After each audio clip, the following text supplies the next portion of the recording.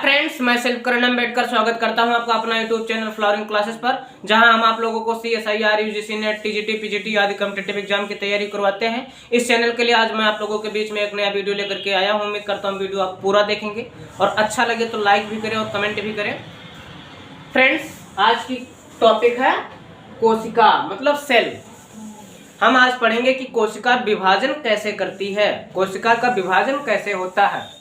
तो उसके लिए हमें एक कोशिका की संरचना की जरूरत है, जो मैंने बोर्ड पर बना लिया है। आप लोग इसको अच्छी तरीके से देखिए तो इसमें बहुत सारे ऑर्गन्स, सेल ऑर्गेनेल्स पाए जाते हैं, जिसे हम कोशिकांग कहते हैं। हमने इसमें endoplasmic reticulum, nucleus, Golgi bodies, lysosome, ribosome, mitochondria बना लिया है। इसमें और भी ऑर्गेनेल्स पाए जाते हैं, मैंने इस पर नहीं बनाया है। क्या आपने कभी ध्यान दिया कि हमारी टूटी हुई हड्डियां कैसे जुड़ जाती हैं, या हमारे अंदर जो घाव हो जाते हैं, जो हमको जख्म मिल जाता है, धीरे धीरे उनकी पूर्ति कैसे हो जाती है। या जब हम छोटे बच्चे से थे तो आज इतना बड़ा प्रॉपर रूप, इतना बड़ा रूप कैसे ले लिए हैं, आपने कभी इस पर सोचा? तो चलिए मैं आज आप लोगों को बताऊंगा कि ये सारी क्रियाएं कैसे होती हैं। ये एक हमारा जो शरीर है ये कोशिका से मिलकर के बना है, यानी हमारे शरीर की जो यूनिट है वो एक कोशिका है। इस पृथ्वी पर जितने भी जीवित जीवधारी पाए जाते हैं, सबकी यूनिट कोशिका ही है। कुछ ऐसे जीव हैं जो सिर्फ एक कोशिका से बने हैं, जिसे यूनिसेलुलर जीव या एक कोशिकीय जीव कहा जाता है। और कुछ इस धरा पर इस प्रकार के जीव हैं जो बहुत सारी कोशिकाओं से मिलकर के बने हुए हैं, जिसे बहुकोशिकीय जीव या मल्टी सेलुलर जीव कहा जाता है। हम आप लोगों को आज इसमें ये बताएंगे कि एक कोशिका धीरे धीरे दो कोशिका में कैसे बन जाती है। जब हमारे पैर टूटते हैं वो ठीक हो जाता है, जब हमारा शरीर में कहीं रैप्चर हो जाती है, कट जाती है, फूट जाती है, तो धीरे धीरे उसका घाव भर जाता है। हमारे चेहरे पर फोड़े फुंसियां होती हैं, धीरे धीरे ठीक हो जाता है। आखिर ऐसा क्यों हो जाता है, हम इसके बारे में आज आप लोगों को डिटेल्स में बताएंगे, तो आप लोग वीडियो पर बने रहिएगा। दोस्तों, हमारा शरीर बहुत सारी कोशिकाओं से मिलकर के बना है, यानी हम कोशिकाओं के एक जाल हैं, कोशिकाओं की एक सुलझा हुआ रूप है। जब हमारी कोई कोशिका मर जाती है, सड़ जाती है या खराब हो जाती है, तो जो पड़ोसी कोशिकाएं होती हैं उनकी जिम्मेदारी बन जाती है कि उस रिक्त स्थान की पूर्ति करें। तो साइड वाली जो पड़ोसी कोशिकाएं होती हैं, नेबरिंग सेल्स जो होती है, वो अपने आप को डिवाइड करके उस जगह को भर लेती हैं। हमारे शरीर की जो कोशिकाएं होती हैं, कुछ ऐसी कोशिकाएं होती हैं जो जीवन में कभी डिवीजन नहीं करती हैं, वो एक से दो नहीं होती हैं। कुछ कोशिकाएं ऐसी होती हैं कि आवश्यकता पड़ने पर वो एक से दो होने के लिए रेडी हो जाएंगी, और कुछ कोशिका ऐसी होती हैं जो लाइफ टाइम तक डिवीजन करती रहती हैं। ऐसे कोशिकाओं के बारे में भी आज हम लोग चर्चा करेंगे। ये कोशिका है, कोशिका में देखेंगे तो इतने सारे कोशिका के अंग पाए जाते हैं। इसमें सारा सिस्टम जो होता है साइटोप्लाज्म और न्यूक्लियस पर डिपेंड है। न्यूक्लियस और साइटोप्लाज्म एक परफेक्ट रेशियो में रहते हैं। एक कंप्लीट कोशिका में, एक्टिव कोशिका में, सक्रिय कोशिका में रेशियो साइटोप्लाज्म का और न्यूक्लियस का एक प्रॉपर फेज में रहते हैं। कभी कभी क्या होता है कि जो साइटोप्लाज्म होता है धीरे धीरे बड़ा हो जाता है, या सेल जो होती है, सेल की साइज धीरे धीरे बड़ा होने लगती है, लेकिन न्यूक्लियस की साइज उतना ही रहती है जितना पहले से फिक्स थी। तब ऐसा मान लिया जाता है, या सेल को इस प्रकार की सूचना मिल जाती है कि अब इसको एक से दो होना है। सेल की डिस्कवरी, सेल की खोज रॉबर्ट हुक ने 1665 में किया था, लेकिन फर्स्ट टाइम लिविंग सेल की खोज एंटोनी वॉन ल्यूवेनहॉफ ने किया था। सेल क्या है, सेल की जो थ्योरी है उसको स्लाइडेन एंड स्वान, दो साइंटिस्ट मिलकर के, एक जूलॉजी के और एक बॉटनी के, स्लाइडेन जो थे जर्मन के रहने वाले थे, बॉटनी के साइंटिस्ट थे उन्होंने, और स्वान जो थे वो ब्रिटिश के रहने वाले थे, वो जूलॉजी के साइंटिस्ट थे। दोनों मिल करके एक प्रॉपर फंक्शनल सेल की एक थ्योरी दी, लेकिन वो ये नहीं बता पाए कि सेल डिवीजन क्यों करता है, कैसे करता है। तो एक रुडोल्फ विर्चा थे, रुडोल्फ विर्चा आकर के ये बताते हैं सेलुला ये सेलुला, सेलुली ये सेलुला, मतलब एक सेल ही दो सेल बना लेती है, या पहले से स्थित या पूर्व की कोशिकाओं से ही दो कोशिकाओं का निर्माण होता है। एक कोशिका टूटकर दो बना लेती है, दो टूटकर चार बना लेती है, चार टूटकर 8 बना लेती है, और इसी तरीके से कोशिकाओं का एक समूह बन जाता है जो एक ऑर्गेनिज्म में पाए जाते हैं। कोशिका को समझने के लिए आप लोग लाइन पर बने रहिएगा। फ्रेंड्स, कोशिका विभाजन को समझने के लिए हम देखेंगे सेल डिवीजन। सेल डिवीजन और सेल साइकिल दोनों एक ही शब्द हैं, इसमें कोई अंतर है नहीं। कुछ लोग इसको सेल साइकिल पढ़ते हैं या कहते हैं, कुछ लोग सेल डिवीजन कहते हैं, दोनों एक ही बात है। सेल डिवीजन एक साइकिल की जैसी चलती है, इसकी वजह से उसको एक सेल साइकिल नाम दे दिया जाता है। सेल डिवीजन के दो पार्ट में कंप्लीट होता है, एक पार्ट में होता है इंटरफेज और एक पार्ट में होता है यम फेज। दो पार्टों का फेज होता है सेल डिवीजन, एक इंटरफेज होता है और एक यम फेज होता है। इंटरफेज लगभग 95% तक काम करता है, और जो यम फेज होता है वो सिर्फ 5% में उसकी काम कंप्लीट हो जाती है। कहने का मतलब कि जो हमारी सेल है, अगर उसको 24 घंटे में 1 से 2 बनाएगी, एक सेल 2 सेल बनने में 24 घंटा लगेगा, तो ये 1 घंटा सिर्फ यम फेज में लगेगा, बाकी के 23 घंटे लग जाएंगे इंटरफेज में। इंटरफेज को पहले रेस्टिंग फेज भी कहा जाता था, इसलिए कहा जाता था क्योंकि जो साइंटिस्ट जिस चीज को ध्यान में रखते हुए उस फेज में देखना चाह रहे तो वो नहीं दिख रहा था, तो साइंटिस्टों को लगा कि शायद ये रेस्टिंग फेज है। लेकिन बाद में कुछ साइंटिस्ट आए और बताए कि ये रेस्टिंग फेज नहीं है भाई, ये तो बहुत ज़्यादा एक्टिव फेज है, यहाँ बहुत ज़्यादा एक्टिवेशन होता है, इसलिए उस रेस्टिंग फेज को एक और नाम दे दिया गया एक्टिव फेज। एक्टिव फेज में क्या होता है कि एक्टिव फेज के भी 3 फेज हो जाते हैं, एक G1 फेज, S फेज और G2 फेज। यानी एक्टिव फेज जो है उसके 3 फेज हैं, एक का नाम है G1 फेज, एक का नाम सिंथेसिस फेज, एक का नाम G2 फेज। G रिप्रेजेंट करता है ग्रोथ से लेकर के, यानी पहले ग्रोथ 1, फिर सिंथेसिस, फिर ग्रोथ 2। ग्रोथ का मतलब है कि जो G1 फेज में सेल होता है उसकी सेल साइज इंक्रीज कर जाती है, यानी सेल और न्यूक्लियस का जो रेशियो डिस्टर्ब हो जाता है, न्यूक्लियस उतने बड़ा रहता है, सेल बहुत बड़ा हो जाता है। क्यों? क्योंकि वो हर ऑर्गेनेल्स को डबल कर लेती है, 2 माइटोकॉन्ड्रिया बन जाते हैं, 2 एंडोप्लाज्मिक रेटिकुलम हो जाते हैं, 2 लाइसोसोम हो जाते हैं, 2 क्लोरोप्लास्ट हो जाते हैं। ऐसे सेल की जो सेल ऑर्गेनेल्स है चारों तरफ, वो अपने आप को डबल कर लेती हैं। इससे पता हो जाता है कि अब कोशिका को 1 से 2 बनने के लिए तैयारी करनी होती है, इसलिए इंटरफेज को प्रिपरेशन फेज भी कहा जाता है। ये अपने आप को प्रिपेयर कर रही है डिवीजन के लिए। तो उसका पहला फेज G1 फेज मतलब ग्रोथ फेज। ग्रोथ फेज इसलिए क्योंकि वो अपनी सेल की साइज को इंक्रीज कर लेती है। याद रहे G1 को पोस्ट माइटोटिक फेज भी कहते हैं। बहुत इंपॉर्टेंट क्वेश्चन ये था, PYQ था, NTA वालों ने पूछा था, नीट में पूछ लिया था इस क्वेश्चन को कि पोस्ट माइटोटिक किस फेज को कहा जाता है। 4 ऑप्शन दे देते हैं, बताना था। तो उसमें G1 फेज को पोस्ट माइटोटिक फेज कहते हैं। इसमें सारे सेल ऑर्गेनेल्स डबल हो जाते हैं। जब डबल्स हो जाते हैं तो सोच लीजिएगा कि वो G1 फेज है, और जब उसके DNA सिंथेसिस होना लगे, DNA में उसके, यानी अगर कोई DNA है, ये एक क्रोमोजोम है, ये क्रोमोजोम है, क्रोमोजोम क्रोमैटिड से मिलकर के बना होता है, बीच में सेंट्रोमियर पाए जाते हैं। जब कोई DNA ऐसे ही अपना एक क्रोमैटिड और बना ले, कॉपी बना ले, कॉपी, लेकिन जुड़ा रहेगा इसी सेंट्रोमियर से। अगर इसी सेंट्रोमियर से जुड़ा है तो अगर ये कॉपी बना लेगा तो इसको सिस्टर क्रोमैटिड या इंडिविजुअल क्रोमैटिड कहेंगे।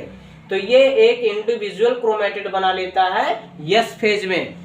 एस फेज में जो डीएनए सिंथेसिस होता है का मतलब कि यहाँ जो जीन है सेम लोकस पर सेम कैरेक्टर का जीन इस क्रोमेटिड पे भी होगा, सेम लोकस और सेम कैरेक्टर को लेकर के। मतलब पोजीशन, उसी पोजीशन पर अगर किसी की आंखों का कैरेक्टर भूरा कलर का है तो जो सिस्टर क्रोमेटिड होगा उसी प्लेस पर, उसी लोकस पर भी उसके आंखों का कैरेक्टर भी उसी लोकस पर होगा। इसको सिस्टर क्रोमेटिड कहते हैं और ये एस फेज में कंप्लीट होता है। एस फेज में ये सिस्टर क्रोमेटिड है लेकिन क्रोमोसोम एक ही है, इसलिए एक है क्योंकि वो एक ही सेंट्रोमियर से जुड़ा है। ये बाद में होगी, ये जब ये एम फेज में सेपरेट होगी। अभी यहाँ एस फेज में ये सिस्टर क्रोमेटिड का काम कर रही है, एक ही सेंट्रोमियर से जुड़ा हुआ है। इसलिए जो क्रोमोसोम की संख्या होती है सेल में, हमारे पास सेल में 46 क्रोमोसोम होते हैं। 46 क्रोमोसोम होते हैं। 46 क्रोमोसोम 23 तो मम्मी से मिलते हैं और 23 मिलते हैं पापा से। तो 23 क्रोमोसोम मिलकर के 46 क्रोमोसोम हमारे हर सेल में पाए जाते हैं। हर सेल में 46 क्रोमोसोम पाए जाते हैं। हर क्रोमोसोम में एक स्पेसिफिक पॉइंट पर स्पेसिफिक कैरेक्टर होता है जिसे हम जीन कहते हैं। जीन वो कैरेक्टर को लाता है। एस फेज में डीएनए का सिंथेसिस होता है, साथ साथ सेंट्रियोल भी पाया जाता है एक सेल ऑर्गेनेल्स, उसका भी सिंथेसिस होने लगता है। जब कंप्लीट हो जाता है तो उसके बाद आता है G2 फेज। G2 फेज को पोस्ट प्री माइटोटिक फेज भी कहते हैं। और G2 फेज में क्या होता है कि अब जब सेल ऑर्गेनेल्स डबल हो गई हैं सारे के सारे, अब उसको डिवीजन होना है तो जो यम फेज है, यम फेज भी तो डिवाइड होना चाहिए सेल बनाने के लिए। तो यम फेज को डिवाइड होने के लिए प्रोटीन की जरूरत पड़ती है, एंजाइम की जरूरत पड़ती है। तो G2 फेज वही प्रोटीन और एंजाइम का फॉर्मेशन करता है। G2 फेज में इस प्रोसेस कंप्लीट होती है कि G2 फेज में प्रोटीन और एंजाइम का फॉर्मेशन होता है और ये सारी क्रिया 95% तक फॉलो करती है। उसके बाद आ जाता है आपका यम फेज। यम फेज से 5% पाए जाते हैं। यम फेज में भी दो पार्ट होते हैं, कैरियोकाइनेसिस और एक होता है साइटोकाइनेसिस। कैरियोकाइनेसिस मतलब जो न्यूक्लियस है इसका डिवीजन होना, और साइटोकाइनेसिस यानी कोई एक सेल है, न्यूक्लियस है जो डिवाइड हो जाएगा। तो ये इस तरीका का स्ट्रक्चर बना लेगा, एक न्यूक्लियस इसमें, एक न्यूक्लियस इसमें आ जाएंगे। और साइटोकाइनेसिस में साइटोप्लाज्म का डिवीजन होगा और दो सेल बनकर के तैयार हो जाते हैं। इन सारे डिवीजन को हम एक साइकिल के माध्यम से देखते हैं। फ्रेंड्स, ये सेल साइकिल है। हमारे शरीर में जितने भी सेल हैं, जो विभाजन करने वाले सेल हैं, वो इस सेल साइकिल को फॉलो करते हैं। हमारे शरीर में लगभग बहुत सारे ऐसे सेल हैं जो कंटिन्यूसली सेल डिवीजन करती हैं और इस साइकिल को फॉलो करती हैं। उस सेल का नाम है स्टेम सेल। स्टेम सेल आजीवन डिवीजन करती रहती है, ये लाइफ टाइम तक डिवीजन करती है। और कुछ ऐसी सेल हैं जो डिवीजन कभी करती ही नहीं है, वो डिवीजन ही नहीं करती हैं लेकिन बहुत ज़्यादा एक्टिव रहती हैं। जैसे हार्ट का सेल हो गया, हार्ट का सेल और न्यूरॉन, ये सारे सेल जो हैं डिवीजन कभी नहीं करते हैं, रुक जाएंगे, बंद हो जाएंगे, मर जाएंगे, खत्म हो जाएंगे, कोई दिक्कत नहीं, लेकिन ये डिवीजन नहीं करेंगे। वो एक्टिव एनी टाइम रहते हैं, हर सेल से ज़्यादा एक्टिव होते हैं, हार्ट होते हैं, न्यूरॉन्स होते हैं, एक्टिव होते हैं। जो सेल कभी डिवीजन नहीं करते वो जी नॉट में रहते हैं। जी नॉट वाले सेल जो होते हैं वो सेल साइकिल से दूर रहते हैं, इस सेल साइकिल में भाग नहीं लेते हैं, इस सेल साइकिल में उनकी कोई भूमिका नहीं रहती, सेल साइकिल को फॉलो नहीं करते हैं, इसलिए उन्हें जी नॉट सेल में रखा गया। वो सिर्फ वहाँ पर पड़े रहते हैं, बहुत ज़्यादा एक्टिव रहते हैं लेकिन 1 से 2 नहीं होते हैं। और जो सेल होते हैं डिवीजन करते हैं, सबसे पहले सेल G1 को फॉलो करता है, यानी सेल अगर धीरे धीरे उसकी साइज बड़े होने लगे, कोई सेल है उसकी कोशिका की साइज जो धीरे धीरे बड़ी होने लगे तो समझ लो G1 फेज इस समय चल रहा है, उसके अंदर ग्रोथ हो रहा है। ग्रोथ सेल को जब वो ग्रोथ हो जाएगा, हर सेल ऑर्गेनेल्स डबल हो जाएंगे, तब समझ लीजिए कि जीवन कंप्लीट हो गया। फिर आ जाएगा एस फेज। एस फेज में उसकी जो डीएनए होती है, डीएनए सिंथेसिस होने लगे, डीएनए बनने लगे तो समझ लो वो एस फेज हो जाता है। और जब डीएनए बनकर कंप्लीट हो जाए, समझो एस फेज कंप्लीट हो गया। G2 फेज क्या कहता है कि G2 फेज कहता है कि अब इसको जो माइटोटिक डिवीजन है, जो यम फेज है, यम फेज को शुरू करने के लिए बहुत सारे प्रोटीन और एंजाइम की जरूरत पड़ेगी यम फेज को स्टार्ट होने के लिए। उसके लिए ये प्रोटीन फॉर्मेशन करता है, इसमें प्रोटीन का निर्माण होता है G2 फेज में। G2 फेज में प्रोटीन का निर्माण होता है। G1 और G2 में डिफरेंस पूछ लेता है, तो G1 को पोस्ट माइटोटिक और G2 को प्री माइटोटिक फेज भी कहा जाता है। यस फेज को सिंथेसिस कहा जाता है इसकी वजह से, क्योंकि उसका वहाँ DNA का फॉर्मेशन होता है। यह सारी प्रोसेस इंटरफेज में होती है। इंटरफेज टोटल टाइम का 95% अकेले उठाता है। अगर 24 घंटे में इंसान का सेल डिवीजन करता है तो 23 घंटा सिर्फ 95% मतलब इंटरफेज में ही लग जाता है। सिर्फ 1 घंटा या 5% जो है वो EM फेज में होता है। जब इंटरफेज बिल्कुल कंप्लीट हो जाते हैं तब EM फेज अपना काम स्टार्ट करता है, यानी जब पूरे सेल की ग्रोथ हो चुकी है, सेल अच्छी तरीके से हर सेल ऑर्गेनेल्स डबल हो गया है, तब जैसे ही वो प्रोफेज में उसका क्रिया होने लगती है तो उसके जितने भी सेल ऑर्गेनेल्स हैं धीरे धीरे डिसअपीयर होने लगते हैं। धीरे धीरे जब प्रोफेज लगने लगे तो उसके जितने भी सेल ऑर्गेनेल्स हैं धीरे धीरे डिसअपीयर होने लगते हैं। न्यूक्लियस का जो मेम्ब्रेन होता है वो भी धीरे धीरे डिसअपीयर होने लगता है।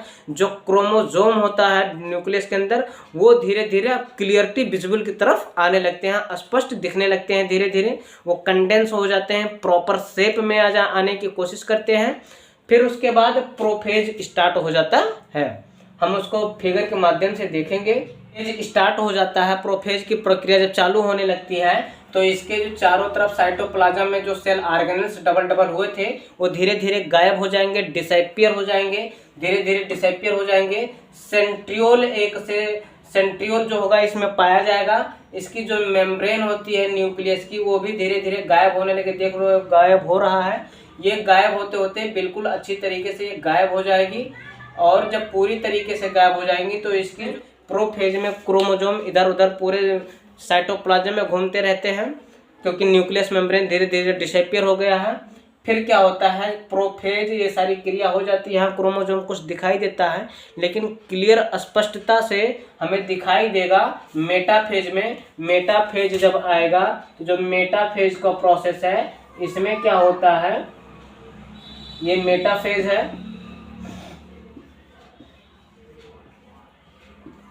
प्रोफेज से क्या होता है कि ये जो सेंट्रियोल होते हैं ये अपोजिट पोल पर चले जाते हैं, यानी सेंट्रियोल इधर चला जाता है और ये वाला सेंट्रियोल किस पोल पर चला आएगा, ये अपोजिट पोल पर चले जाते हैं। बाकी की ये जो क्रोमोसोम इधर उधर भगे हुए हैं इन सारे के सारे क्रोमोसोम को सेंट्रियोल क्या करता है कि एक स्पेंडिल फाइबर, यहाँ बहुत सारे स्पेंडिल फाइबर बनाता है और हर स्पेंडिल फाइबर से ये जा करके क्रोमोसोम को पकड़ लेता है, क्रोमोसोम से अटैच हो जाता है। जितने भी क्रोमोसोम इधर उधर घूम रहे थे अब वो इन्हीं स्पेंडिल फाइबर से, दोनों स्पेंडिल फाइबर के दोनों तरफ से पकड़ लिए जाते हैं और अच्छी तरीके से यहाँ पर एक लाइन में आकर के,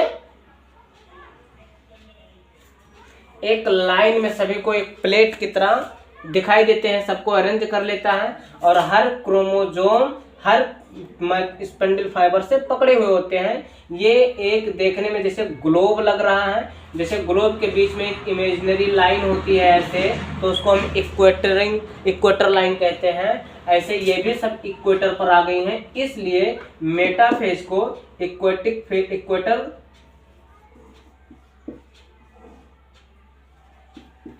फेज भी कहते हैं। क्योंकि इक्वेटरल मैं लिखना चाह रहा था, क्या लिख दिया, देखो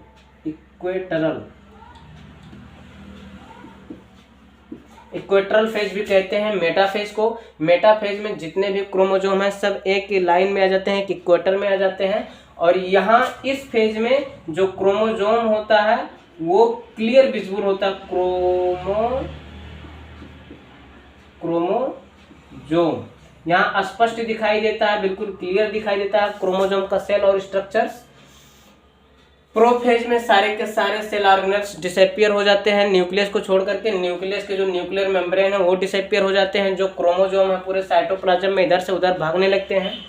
समझ लीजिए प्रोफेज खत्म हो गया। जब प्रोफेज खत्म हो जाएगा तब इस जो सेंट्रियोल होता है वो दोनों अपोजिट पोल पर चले जाते हैं। तो समझ लीजिए मेटाफेज स्टार्ट हो रहा, मेटाफेज स्टार्ट हो गया।